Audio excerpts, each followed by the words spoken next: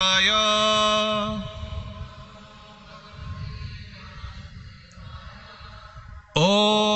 नमो भगवते वासुदेवाय।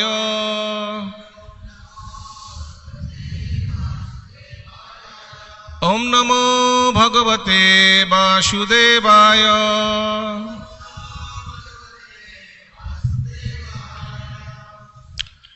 Reading from Shrimad Bhagavatam,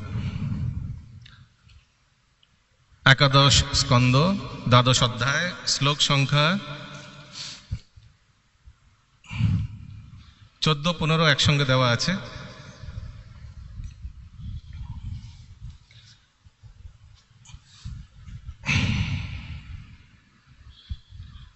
Should we wait for this or can start? तस्मात् तमुद्धवोत्सृज्य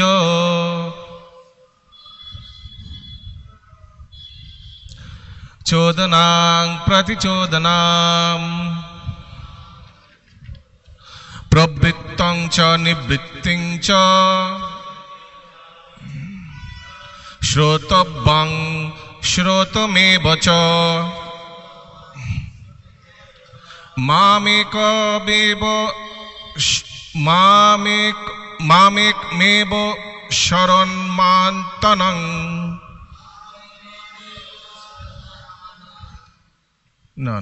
मामेकमेव शरण मात्मानं सर्वदेहिनां जाहि सर्वात्मभावेन मया साहकुतो भय। तस्मात् तमुद्धवोत्सृज्य चोदनां प्रतिचोदनां प्रवृत्तं च निवृत्तिं च श्रोतव्यं श्रुतमेव च मामेकमेव शरण मात्मानं सर्वदेहिनां जाहि सर्वात्मभावेन मया साहकुतो भय। तस्मात् तमुद्धवोत्सृज्य चोदनां प्रतिचोदनां प्रवृत्तं च निवृत्तिं च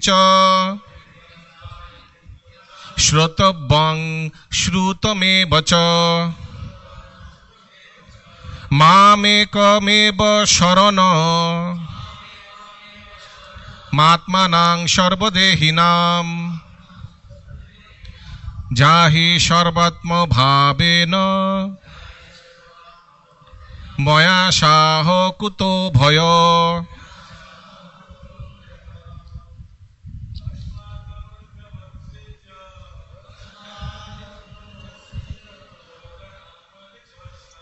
चोदनां प्रतिचोदनां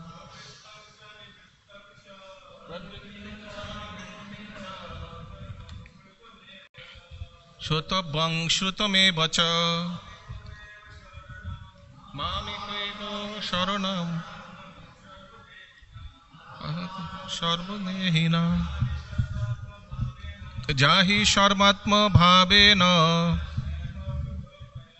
मया साहकुतो भय। तस्मात् तमुद्धवोत्सृज्य चोदनां प्रतिचोदनां प्रवृत्तं च निवृत्तिं च श्रुतव्यं श्रुतमेव च मामेकमेव शरणं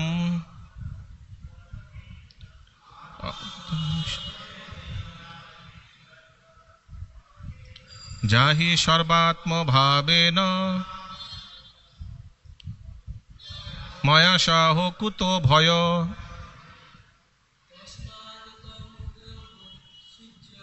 तस्मात् तमुद्धवोत्सृज्य চোদনাম প্রতিচোদনাম প্রবৃত্তং চ নিবৃত্তং চ শ্রুতব্যাং শ্রুতমেব চ মামেকমেব শরণ আত্মনাং সর্বদেহিনাং যাহি সর্বাত্মভাবেন ময়া সহ কুতো ভয়। মাতাজি শব্দার্থ তস্মাৎ সুতরাং তম তুমি উদ্ধব হে উদ্ধব উৎসৃজ্য ত্যাগ করো চোদনাম বৈদিক শাস্ত্রাদির অনুশাসনগুলি প্রতিচোদনাম আনুষাঙ্গিক বৈদিক শাস্ত্রাদির অনুশাসনগুলি প্রবৃত্তিম অনুশাসনাদি চ এবং নিবৃত্তিং নিষেধাত্মক চ ও শ্রোতব্যম শ্রবণযোগ্য শ্রুতম যা শোনা হয়েছে এব অবশ্য চ ও মাম আমাকে একম একমাত্র এব বস্তুত শরণম আশ্রয় আত্মানম অন্তরস্থ পরমাত্মা সর্বদেহিনাম সকল বদ্ধ জীবাত্মার যাহি তুমি অবশ্যই যাবে সর্বাত্মভাবেন সর্বাত্মা ভক্তিভাবে ময়া আমার কৃপা বলে সা তোমার উচিত হি অবশ্যই অকুত অকুত ভয় সর্ববিষয়ে নির্ভয় হয়ে।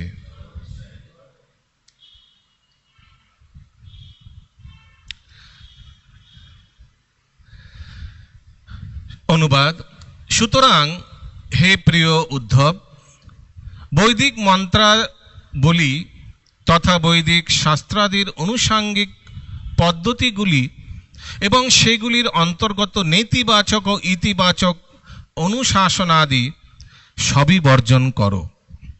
যা কিছু শ্রবণযোগ্য এবং যা কিছু শ্রবণ করেছ সবই পরিত্যাগ করো, শুধুমাত্র আমারই আশ্রয় গ্রহণ করো, কারণ সকল বদ্ধ জীবের অন্তরে অবস্থিত আমি পরম পুরুষোত্তম শ্রী ভগবান।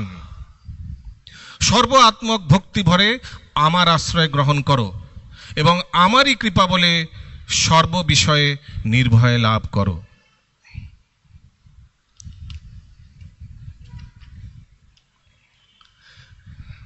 তাৎপর্য উদ্ধব সাধু পুরুষ এবং মুক্ত আত্মা পুরুষদের লক্ষণাদি সম্পর্কে ভগবান শ্রীকৃষ্ণের কাছে জানতে চেয়েছিলেন এবং ভগবান পরমাত্মিক উন্নতি বিকাশের বিভিন্ন পর্যায় অনুসারে যারা ভগবান শ্রীকৃষ্ণকে জীবনের পরম লক্ষ্য রূপে উপলব্ধি করতে সক্ষম হয়েছে এবং যারা প্রেমময় ভগবত ভক্ত রূপে ভগবানকে শ্রীকৃষ্ণকে স্বীকার করার ফলে ভগবত প্রেমের মাধ্যমে তাকে জীবনের পরম লক্ষ্য রূপে গ্রহণ করেছে, তাদের মধ্যে পার্থক্য নিরূপণের সাহায্যে উত্তর প্রদান করেছেন। তো থ্যাংক ইউ।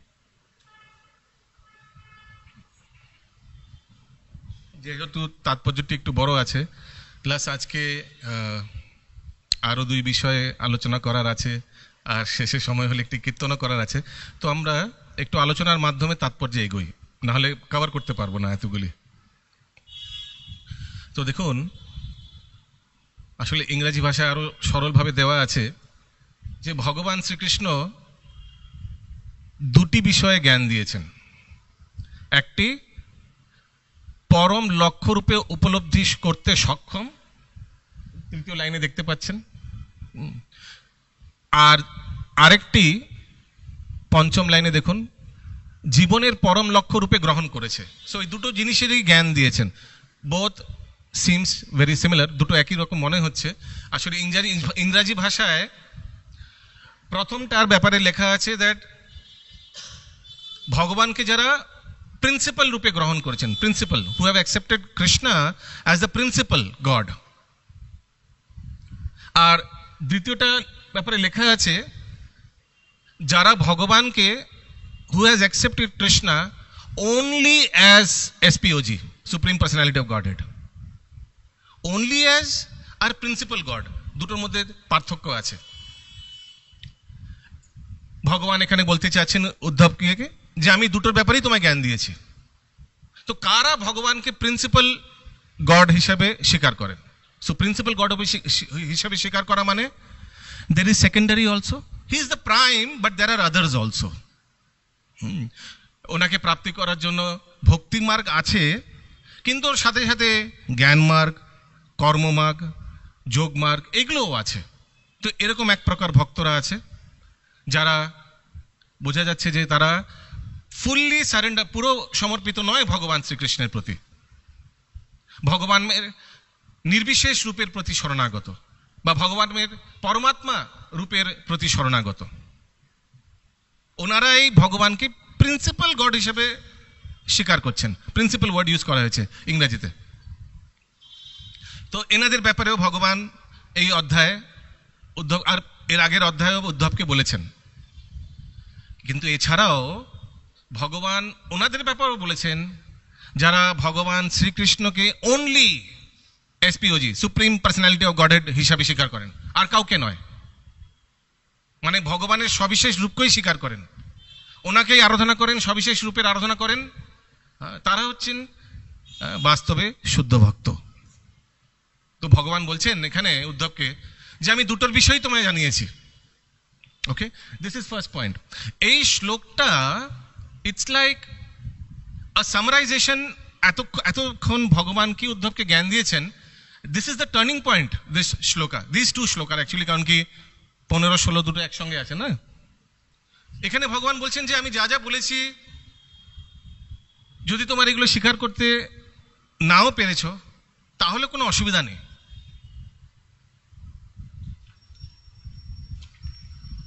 তুমি এক কাজ করো,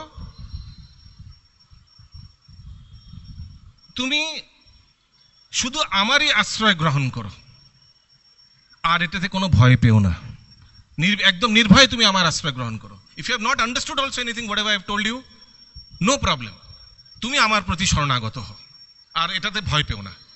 একদম ভগবানের ভগবদ গীতার শ্লোকের মতো না, সর্বধর্মান পরিত্যাজ্য মাম একম শরণম ব্রজ আহম ত্বং সর্ব পাপেভ্যো মোক্ষামি মা শুচা। Don't fear. ভগবান অভয় প্রদান করছেন উদ্ধবকে, কারণ কি এত কিছু বলার পরেও you don't know whether the audience have understood or not। ঠিক গীতায় এরকম ভগবানের সংশয় হয়েছিল, এত কিছু বলে ফেললাম, অর্জুন বুঝতে পেরেছো তো? আচ্ছা ঠিক আছে, যদি তুমি নাও বুঝতে পারো, no problem, just abandon all religion and surrender unto me. ঠিক এরকম সেই একদম সিমিলার শ্লোক এখানে ভগবান বলছেন। আগে ভগবান শ্রীকৃষ্ণ আরো উল্লেখ করেছেন যে তার প্রতি প্রেম ভাবপন্ন ভক্তবৃন্দের আকর্ষণে এবং সেই ভক্তবৃন্দের আন্তরিক সঙ্গীদেরও আকর্ষণে তিনি আবিষ্ট হয়ে থাকেন। হরি বল, ওয়ান্ডারফুল সেন্টেন্স। ভগবান বলছেন যে ভগবান কিসে আবিষ্ট হয়ে থাকেন? ভক্তদের প্রতি আবিষ্ট হয়ে থাকেন, এবং ভগবানের ভক্তদের যারা ভক্ত তাদের প্রতিও আবিষ্ট হয়ে থাকেন, তাদের প্রতি ইনফ্যাক্ট বেশি আবিষ্ট হয়ে থাকেন। ভগবান বলছেন এখানে, আমি আবার পড়ছি লাইনটা, একটু মন দিয়ে শুনুন। ভগবান শ্রীকৃষ্ণ আরো উল্লেখ করেছেন যে তার প্রতি প্রেম ভাবপন্ন ভক্তবৃন্দের আকর্ষণে এবং সেই ভক্তবৃন্দের আন্তরিক সঙ্গীদেরও আকর্ষণে তিনি আবিষ্ট হয়ে থাকেন। তো একটি উদাহরণ এখানে মনে পড়ছে, যে যেমন শ্রীবাস ঠাকুর, ভগবানের পরম প্রিয় শ্রীবাস ঠাকুর, ইনফ্যাক্ট ভগবান ওনার গৃহে মহাপ্রকাশ লীলা আয়োজন করেছেন, প্রকাশ করেছেন। ভগবান ওনার গৃহেই দিবারাত্রি নৃত্য কীর্তন করতেন ভক্ত সঙ্গে, কারেক্ট? তো শ্রীবাস ঠাকুর ভগবানের খুবই প্রিয়, কিন্তু মহাপ্রকাশ লীলা আমরা দেখতে পেয়েছি শ্রীবাস ঠাকুরকে যিনি সেবা করছেন উনি আরো প্রিয়। ফর এক্সাম্পল, মহাপ্রকাশ লীলায় সর্বপ্রথমে ভগবান গৌরাঙ্গ মহাপ্রভু কাকে কৃপা করেন?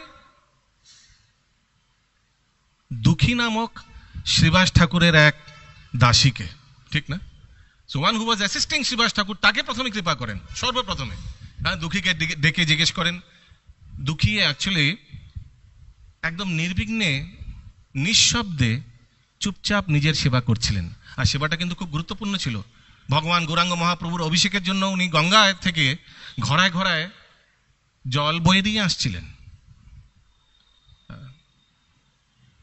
সর্বপ্রথমে কিন্তু ভগবান গৌরাঙ্গ মহাপ্রভুর দৃষ্টি ওনার প্রতি যায়, আর ওনাকে ডেকে বলেন, দুঃখী এসো। সবাই অবাক হয়ে যায়, হুইজ দুঃখী? আচ্ছা, এনাকে কেন ডাকছেন? দুঃখী, আজকে থেকে তোমার নাম সুখী। এইভাবে সর্বপ্রথম ওনাকে কৃপা করেন। তাই এখানে বলছেন ভগবান সকল। নাও দেয়ার ইজ অ্যানাদার থিং, এই দ্বিতীয় বা তৃতীয় জিনিস যেটা ভগবান বলতে চাইছেন, সব মন দিয়ে দেখুন। সকল ভক্তবৃন্দের মধ্যে বৃন্দাবনের গোপিকাদেরই ভগবান দুর্লভ প্রেম ভক্তিভাব অর্জনে সক্ষম বলে বর্ণনা করেছেন। দে আর দি অনলি রিসিপিয়েন্ট, বৃন্দাবনের গোপী, এবং তার জন্য ভগবান শ্রীকৃষ্ণ তাদের কাছে নিজেকে ঋণী বলেই মনে করে থাকেন। শ্রীল বিশ্বনাথ চক্রবর্তী ঠাকুরের অভিমত অনুসারে ভগবান শ্রীকৃষ্ণ পূর্বে গোপিকাদের প্রেম ভাব তার অন্তরে গোপন করে রেখেছিলেন, কারণ সেই প্রেম ভাবের ঐকান্তিকতা এবং ভগবানের আপন ভাব গম্ভীর্য তার অভিপ্রকাশ ঘটতে দেয়নি ভগবান। তো ভগবান এই যে গোপিকাদের প্রতি যে প্রেম ভাব, এটা কিন্তু, আর ওনাদের ভগবানের প্রতি যে প্রেম ভাব, এটা কিন্তু সিক্রেট রেখেছিলেন এতদিন অবধি। কিন্তু এখানে ভগবান সেটা কিন্তু ব্যক্ত করে দিচ্ছেন, রিভিল করে দিচ্ছেন, ওপেন করে দিচ্ছেন উদ্ধবকে। আর উদ্ধবকে ওপেন করে দিচ্ছেন মানে সবাইকে ওপেন করে দিচ্ছেন। খেয়াল করে দেখুন, এখানে ভগবান শ্রীকৃষ্ণ উদ্ধবকে বলছেন সেই সংবাদ। মৈত্রেয় মুনি কাকে বলছেন? বিদুরকে বলছেন।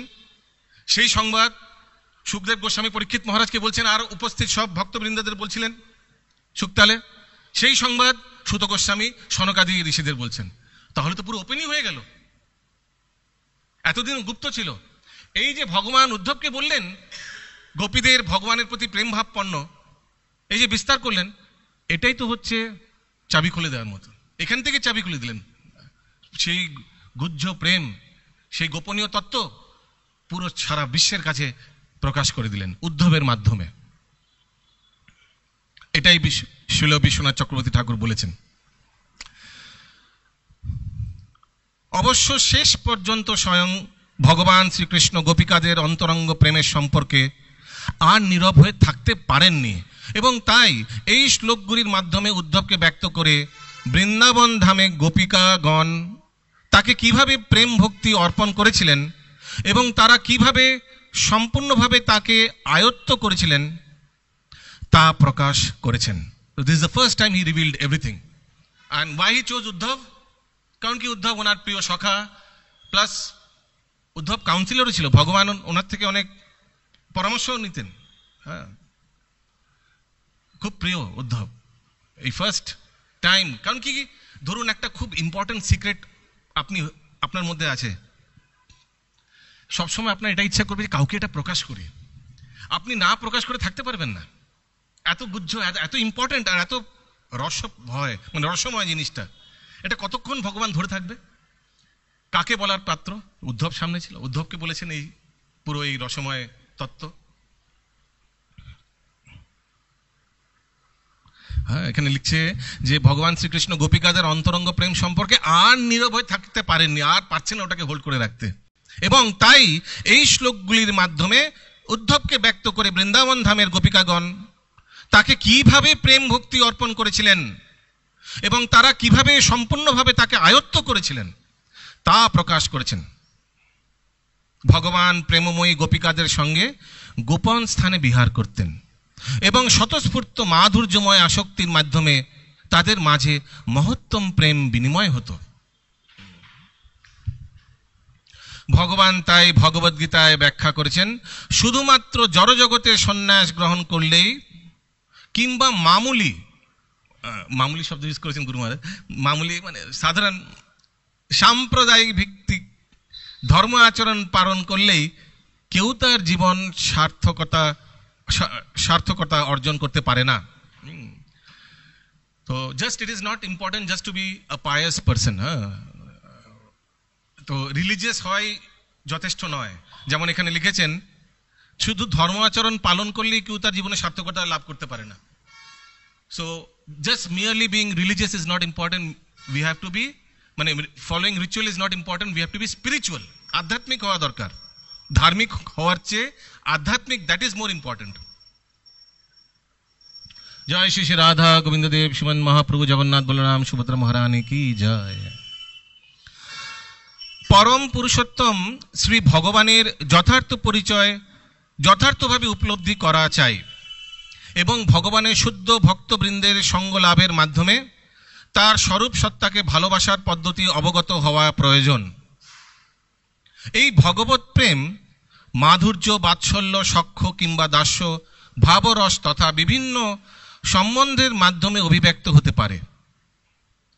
ভগবান বিস্তারিতভাবে উদ্ধবকে জড়জগতের দার্শনিক বিশ্লেষণের পদ্ধতিগুলি বুঝিয়ে বলেছেন এবং এখন তিনি সুস্পষ্টভাবে সিদ্ধান্ত ব্যক্ত করেছেন যে উদ্ধবের পক্ষে সকাম কার্যকলাপ কিংবা মানসিক কল্পনার মাধ্যমে সময় নষ্ট করার কোনো দরকার নেই। ওই জন্য ডাইরেক্ট বলে দিচ্ছেন, তুমি এগুলো ফলো করার কোনো দরকার নেই, এগুলো বলেছি তোমায়, কিন্তু এগুলো ফলো করার দরকার নেই। বস্তুত ভগবান শ্রীকৃষ্ণ আভাস প্রদান করেছেন যে উদ্ধব যেন গোপিকাদের দৃষ্টান্ত হৃদয়ঙ্গম করেন এবং ব্রজধামের গোপিকাদের পদাঙ্ক অনুসরণ করে কৃষ্ণ ভাবনামৃত আস্বাদনের পথে অগ্রসর হওয়ার জন্য যেন সচেষ্টা হন, বাকিগুলো জিনিসের মধ্যে যেন না ইন্টারেস্টেড হন। This is the main. জন্ম, মৃত্যু, জরা ও ব্যাধির ভারগ্রস্ত জরা প্রকৃতির নিষ্ঠুর নিয়ম নীতির মাঝে অতৃপ্ত যে কোনো বদ্ধ জীবেরই উপলব্ধি করা উচিত যে ভগবান শ্রীকৃষ্ণ জড়জাগতিক জীবন আধারের সমস্যাদি থেকে সমস্ত জীবকুলকেই উদ্ধার করতে পারেন। হ্যাঁ, তো এটা সবাইকে বোঝা উচিত এই জিনিসটা।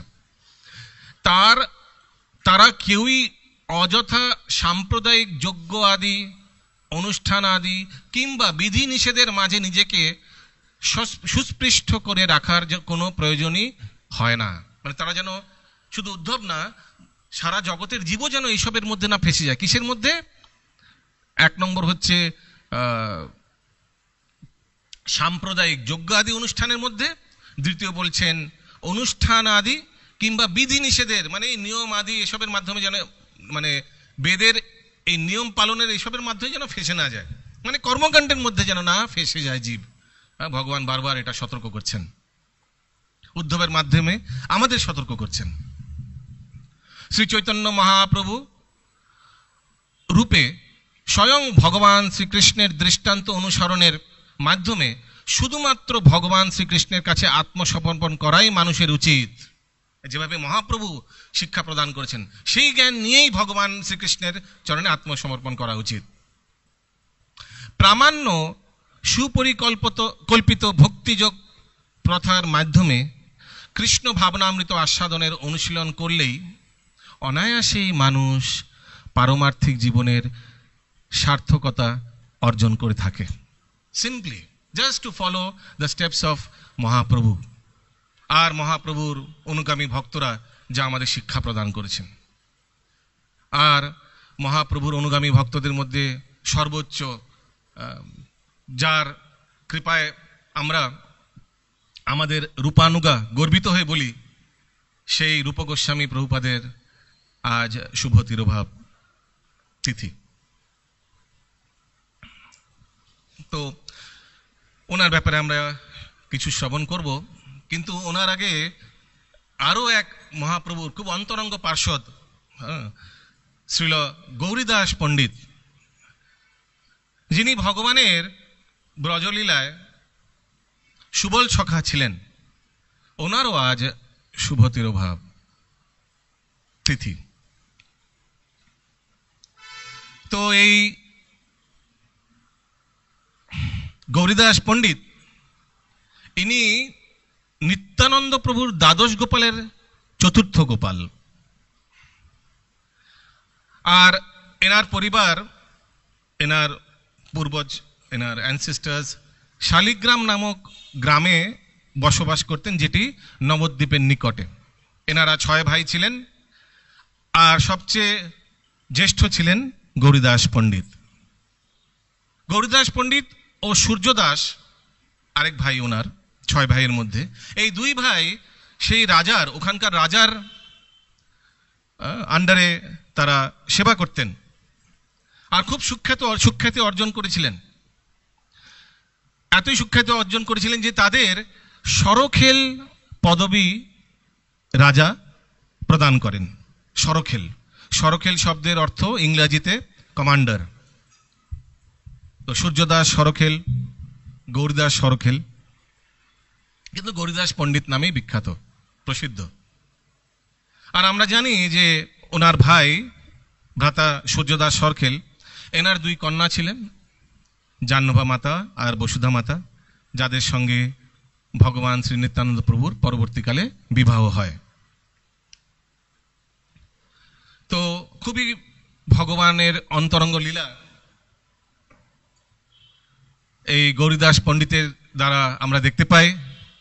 যখন ভগবান গৌরাঙ্গ মহাপ্রভু সন্ন্যাস গ্রহণ কাটোয়ায় সন্ন্যাস গ্রহণ করে নীলাচলে যাইবার প্রস্তুত করছিলেন, সেই সময় নৌকা পথে ভগবান কালনায় আসেন।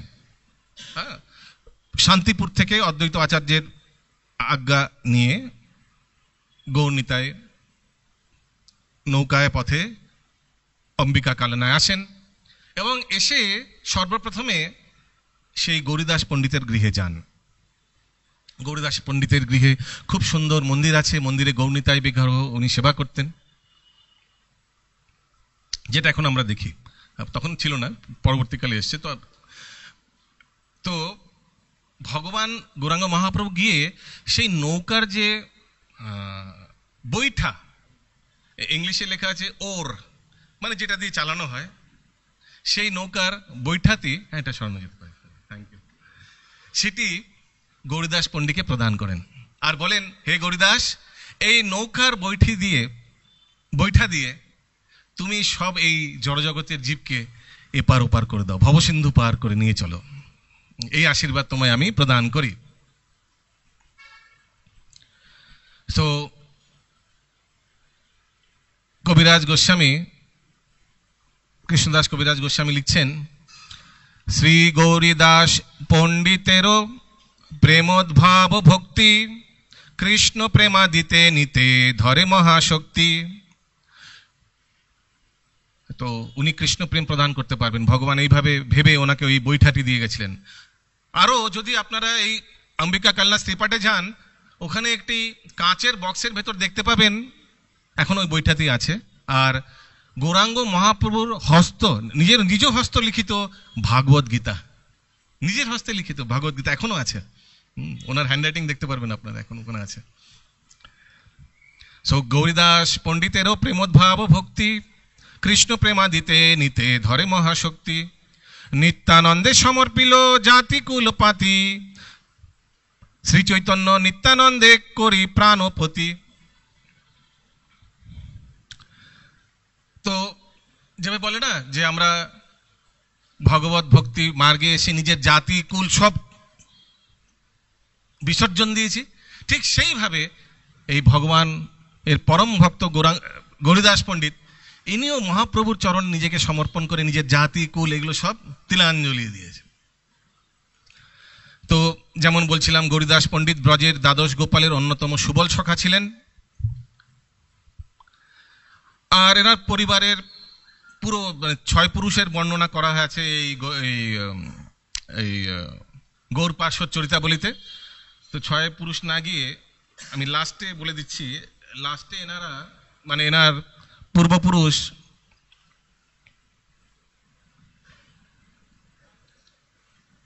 আচ্ছা থাক, ওটা অনেক বিস্তারভাবে দেওয়া আছে। তো এই কিভাবে মহাপ্রভু গৌরীদাস পণ্ডিত এর বাড়িতে এসেছিলেন এর উপর পুরো সুন্দর কীর্তন করা আছে, যে লীলাটা হয়েছিল। কীর্তন করলে তো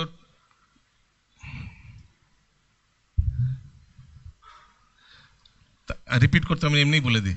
ঠাকুর ও পণ্ডিতের বাড়ি, গোরা নাচে ফিরি ফিরি, নিত্যানন্দ বলে হরি হরি, কান্দি গৌরী দাস বলে পরিপ্রভু পদতলে, কভু না ছাড়িবে মোর বাড়ি।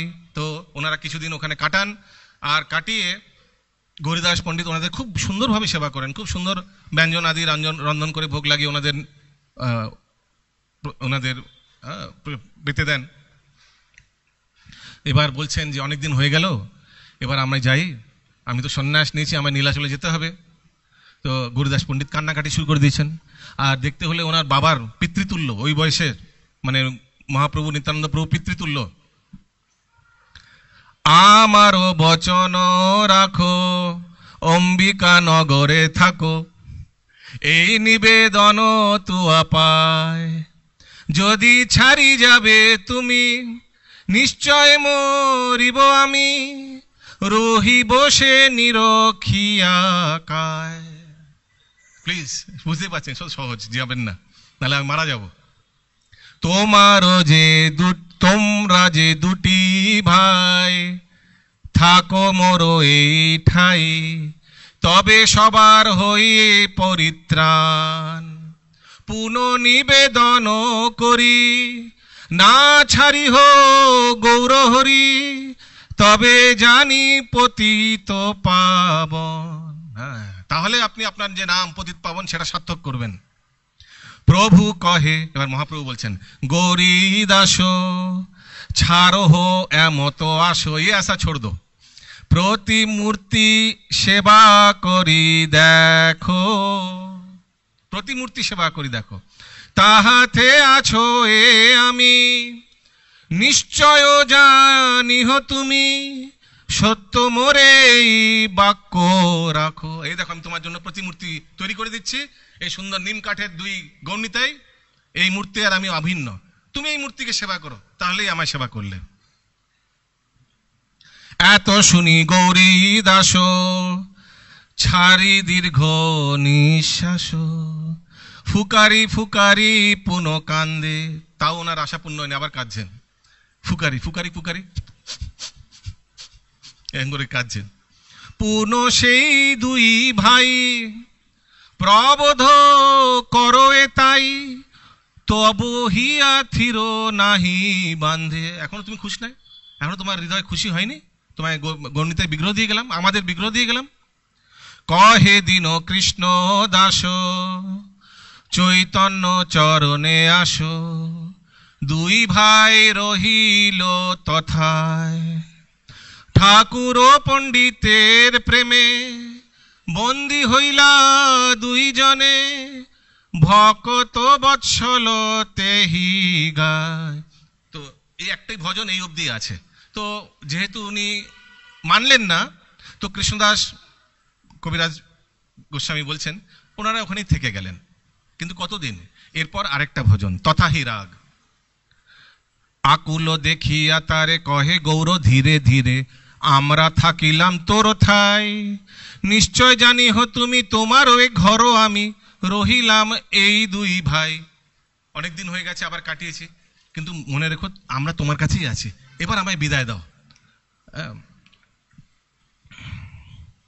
এতেক প্রবোধ দিয়া 2 প্রতিমূর্তি লইয়া, আইল পণ্ডিত বিদ্যমান, 4 জন দাঁড়াইল পণ্ডিতের বিস্ময়ে ভেলো, ভাবে অশ্রু বহে নয়ন।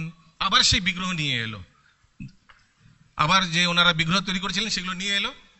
এবার 4 জন, 2 সেট গৌণিতায়, 1 সেট হচ্ছে বিগ্রহ, আরেক সেট সাক্ষাৎ। এখন দুটোই সাক্ষাৎ। তো দুজনে দাঁড়িয়ে 4 জন দেখছেন গৌরীদাস পণ্ডিত। এতেক প্রবোধ দিয়া, আচ্ছা, পুনঃ প্রভু কহে তারে তোরো ইচ্ছা হয় যারে সেই দুই রাখো নিজ ঘরে। जो सेट आपको पसंद है वो रहेगा, ए सेट या ए सेट। তোমারও প্রতীত লাগি তোরো ঠাই খাবো মাগি সত্য সত্য জানি হো অন্তরে। সত্যি তোমায় বলছি, তোমার দেওয়া ভোজন আমরা গ্রহণ করব, चाहे ये सेट हो या वो सेट हो, दोनों ही ग्रहण करेगा, एनी सेट।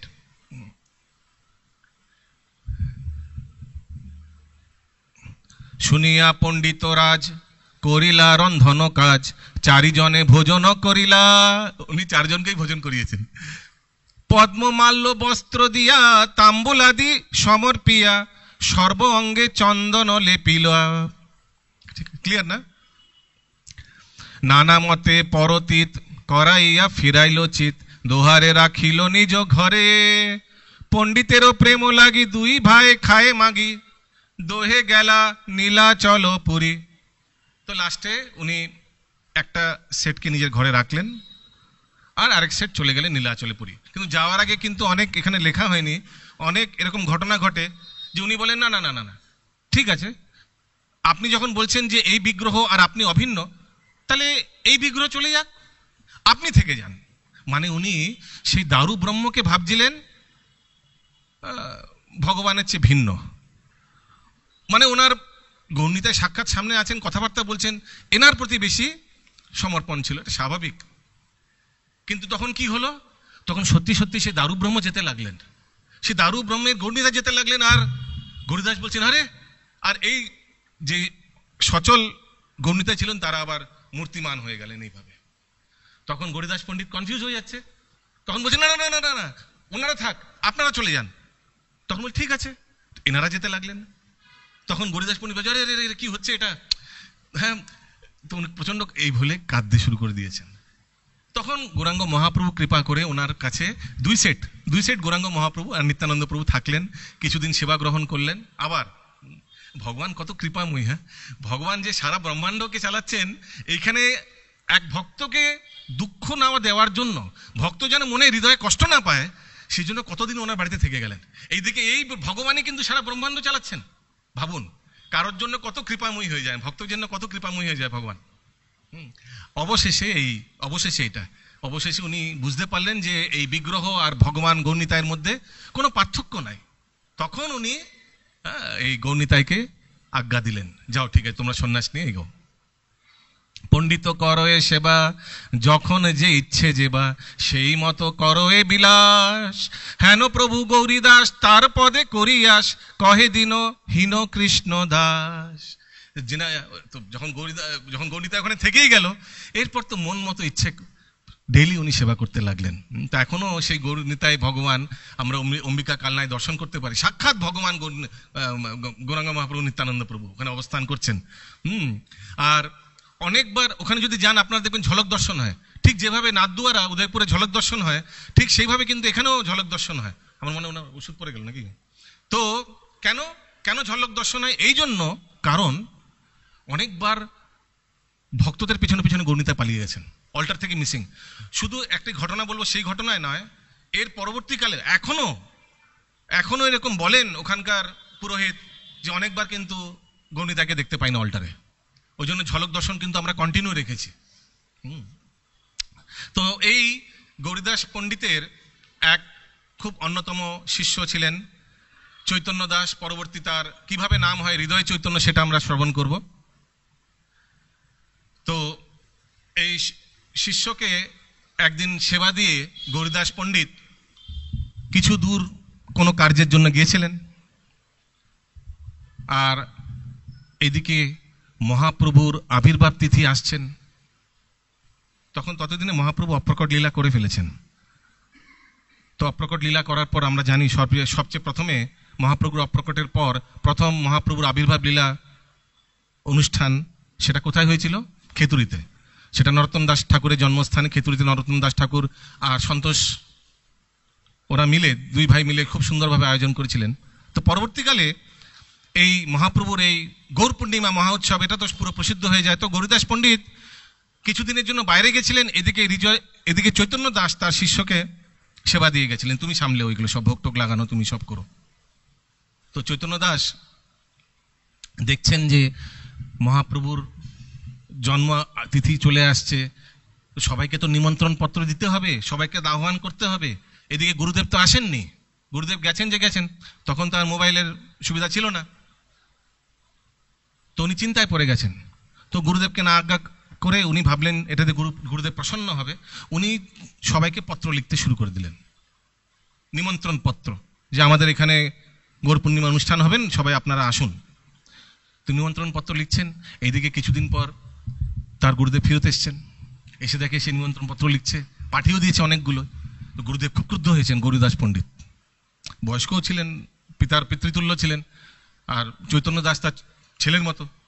খুব তিরস্কার করছেন যে তুমি কি আমার মানে গুরুদেব হওয়ার চেষ্টা করছো নাকি, মঠ অধ্যক্ষ হওয়ার চেষ্টা করছো, আমায় না জিজ্ঞেস করে আমার না আদেশ নিয়ে তুমি চিঠি লিখতে শুরু করে দিলে, এখান থেকে বেরিয়ে যাও।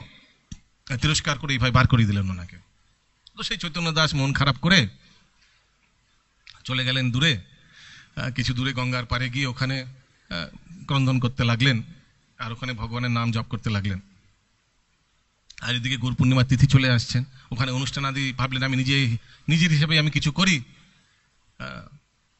এদিকে চৈতন্য দাস এইভাবে যখন অনুষ্ঠান আদি সেই গঙ্গার পাড়ে করছিলেন, তখন গৌরীদাস পণ্ডিত ভাবলেন একবার গিয়ে দেখি তো কি হচ্ছে ওখানে।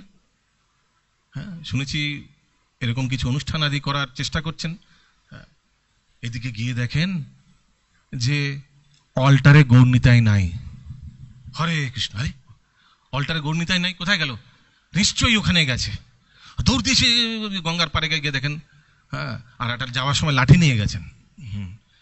এখন আগেই বলেছি পিতৃতুল্য ছিলেন, গৌরনিতাইয়ের জন্য পিতৃতুল্য ছিলেন। তো যেমন পিতা পুত্রকে শাসন করেন, সেভাবে উনি লাঠি নিয়ে গেছেন। সে লাঠি দেখে ওখানে অল্টারে চলে গেছেন গৌরনিতাই, মানে চৈতন্য দাসের অনুষ্ঠানে। সেই লাঠি দেখে যে গৌরীদাস পণ্ডিত নিয়ে লাঠি মারতে এসছে, সাথে সাথে চৈতন্যের দাসের হৃদয়ে প্রবেশ করে ফেললেন। আর গৌরীদাস পণ্ডিত তো তিরস্কার করেছিল রাগ মাত্র, এমনি তার কোনো ক্ষোভ ছিল না তার শিষ্যের প্রতি। সে কিন্তু খুব সন্তুষ্ট হয়েছিলেন যে আমার এটাই তো সবচেয়ে পরম শিষ্যের, যে সবচেয়ে যে উচ্চ অধিকারী শিষ্য, এটাই তো লক্ষণ যে গুরুদেব বলার আগে উনি গুরুদেবের ভাব যে জানে, আর সেই ভাব হিসাবে সেবা করে, সেই তো সবচেয়ে শ্রেষ্ঠ শিষ্য না। তো এই যে উনি অনুষ্ঠান আদির পত্রগুলি লিখে পাঠিয়েছিলেন, তো এতে কিন্তু গৌরীদাস পণ্ডিত খুশি হয়েছিলেন হৃদয়ে, কিন্তু বাহিরে একটু ক্রোধ প্রদর্শন করেছিলেন। আর যখন দেখলেন গৌরনিতাই সাক্ষাৎ এই লাঠি মার খাওয়ার ভয়ে সেই চৈতন্য দাসের হৃদয় প্রবেশ করে ফেলেছেন, তো খুব আনন্দিত হলেন। আর ওনাকে দীক্ষা প্রদান করলেন, ওনাকে বললেন আজ থেকে তোমার নাম হৃদয়ে চৈতন্য। হরি বল। আর আমরা দেখতে পাই পরবর্তীকালে এই হৃদয় চৈতন্যরও মহান ভক্ত হয়ে যায়। বৃন্দাবনে থেকে পরবর্তীকালে শ্রীল গোপাল ভট্ট গোস্বামী ওনার গুরুদেব হন, ওনাকে দীক্ষা প্রদান করেন এই হৃদয় চৈতন্য, মানে গৌরীদাস পণ্ডিতের শিষ্য। আর পরবর্তীকালে আমরা দেখতে পাই সেই গোপাল ভট্ট গোস্বামী শ্রীনিবাস আচার্যকে দীক্ষা প্রদান করেন।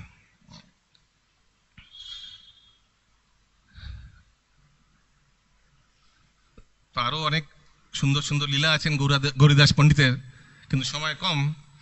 তো আজকে শ্রীল রূপ গোস্বামী প্রভুপাদের শুভ তিরোভাব তিথি।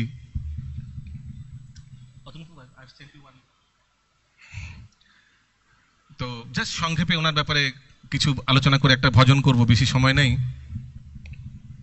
তো আমরা গৌড়ীয় বৈষ্ণব ধারায় আমাদের 6 গোস্বামীর মধ্যে এক প্রমুখ শ্রীল রূপ গোস্বামী, ওনার অনুগামী শিষ্য, ওই জন্য আমাদের আমরা সবাই জানি যে রূপানুগা বলা হয়।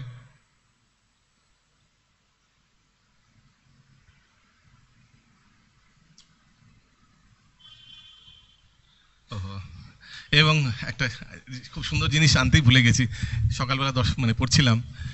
তো যাই হোক, এই রূপ গোস্বামী এনার পূর্বপুরুষ দক্ষিণ ভারত থেকে পরবর্তীকালে পূর্ব বাংলায় চলে আসেন, ওনারা বসবাস করেন। আর তারপর এই অম্বিকা কালনায়, সরি, ওখানে ওনারা সেবা করেন ওই নবাব হুসেন শাহের আন্ডারে দুই ভাই। হ্যাঁ হ্যাঁ, রামকেলি, রামকেলি, ইয়েস, রামকেলিতে দুই ভাই সেবা করতেন। আর মহাপ্রভু ওনাদের চারটি প্রমুখ সেবা দিয়েছিলেন। ওয়ান ওয়াজ টু এক্সকাভেট দি, যেসব লুপ্ত হয়ে যাওয়া ভগবান শ্রীকৃষ্ণের লীলাস্থলী সেগুলো উদ্ধার করার, তারপরে ভগবত তত্ত্বের গ্রন্থ রচনা করার, প্রচার করার, সেগুলি প্রচার করা তিনটে, আর একটা খেয়াল আসছে না, এই চারটেই ওনাদের আদেশ করেছিলেন। আর এই রূপ গোস্বামী প্রভুপাদ পরবর্তীকালে গোবিন্দদেবকে কিভাবে খুঁজে বের করেন আর গোবিন্দদেবের মন্দির স্থাপন করে ওনাকে প্রতিষ্ঠা করেন। সেই গোবিন্দদেবের মূর্তি এত সুন্দর, সেই মূর্তির দর্শন করে রাধারানী কি সুন্দর মন্তব্য করেছেন, সেটার ব্যাপারে আজকে সকালবেলা পড়ছিলাম, কিন্তু I just forgot to bring that. তো শ্রীমতী রাধারানী সেই গোবিন্দদেব মূর্তিকে সর্বোচ্চ সুন্দর মূর্তি বলে স্বীকার করেছেন।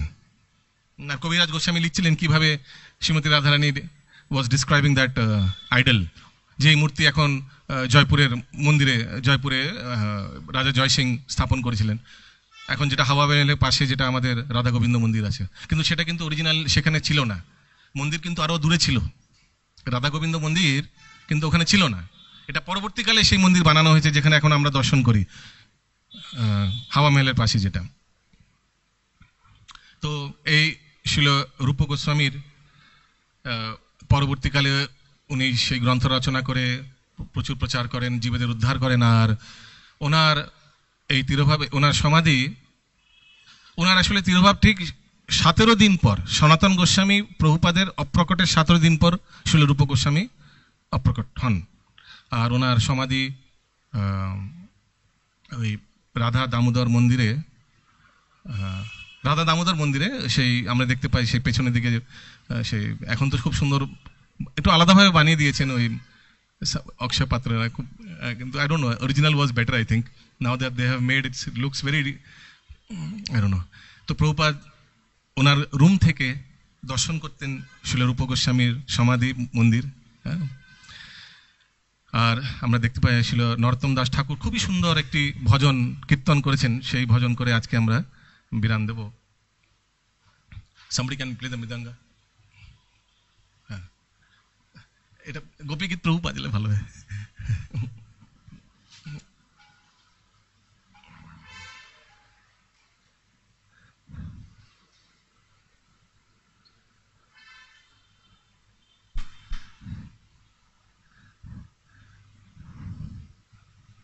শ্রীরূপ মঞ্জরি পদ,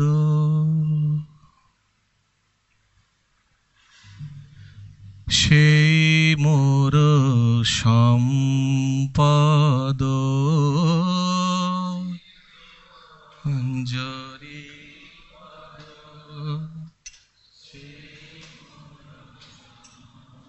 পদ, শ্রীরূপ মঞ্জরি পদ, সেই মোর সম্পদ,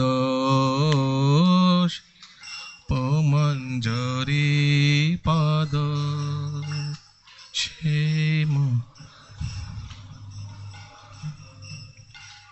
সেই মোর ভজন পূজন,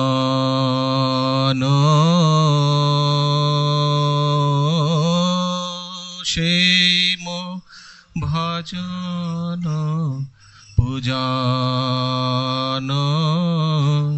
শ্রীরূপ মঞ্জরি পদ, সেই মোর সম্পদ।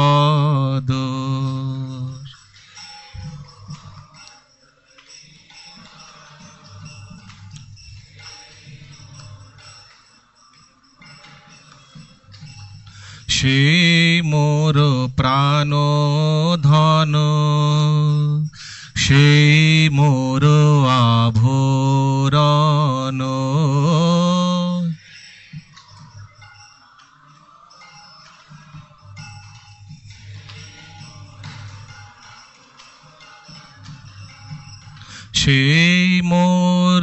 জীবনের জীবন, সেই মোর জীবনে জীবন। শ্রীরূপ মঞ্জরি পদ, সেই মোর সম্পদ।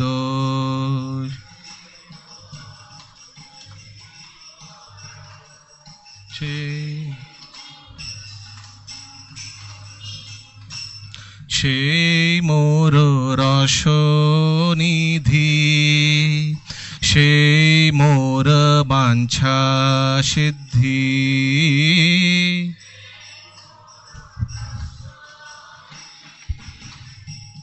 সেই মোর বাঞ্ছা সিদ্ধি, সেই মোর বেদের ধর্ম, সেই মোর বেদের ধর্ম। সেই ব্রত সেই তপ, সেই মোর মন্ত্র জপ। সেই ব্রত তপ, সেই মোর মন্ত্র জপ। সেই মোর ধর্ম করম, সেই মোর ধর্ম করম। শ্রীরূপ মঞ্জরি পদ, সেই মোর সম্পদ।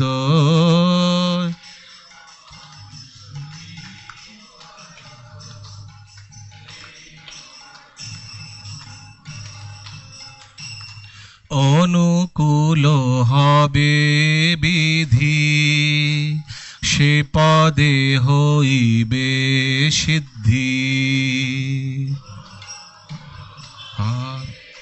বিধি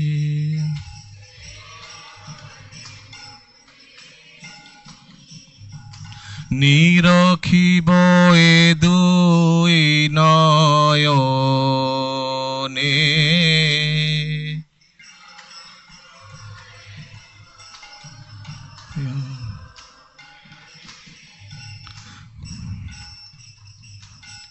সেরূপ মাধুরী রাশি প্রাণ কুবলয় শশী।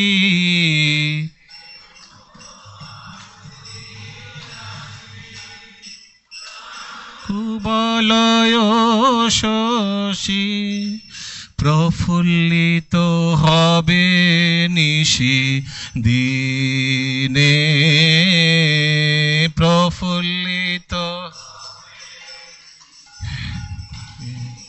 নে। শ্রীরূপ মঞ্জরি পদ, যার ধন সম্পদ। শ্রী মঞ্জরি পদ, সেই মোর তুয়া দর্শন হি, গরলে ঝারলো দেহি।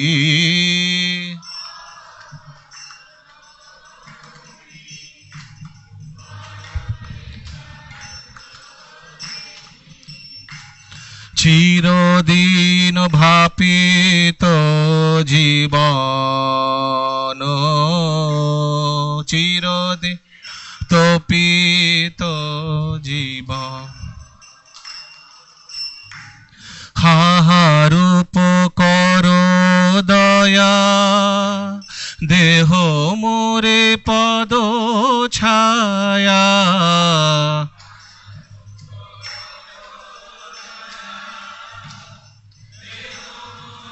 পদ ছায়া নরতম লইল শরণ, নরতম লইল শরণ। শ্রীরূপ মঞ্জরি পদ সেই মোর সম্পদ মঞ্জরি পদ সেই মোর সম্পদ সেই মোর ভজন পূজন সে ভজন পূজন শ্রীরূপ মঞ্জরি পদ সেই মোর সম্পদ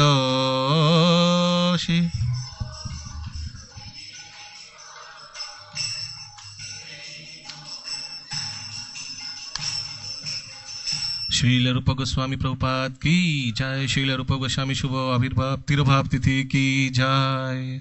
श्रील प्रभुपाद की जय। ग्रंथराज श्रीमद् भागवतम की जय। श्यामविद गौर भक्त वृंद की जय। गौर प्रेमानंदे हरि हरि बोल।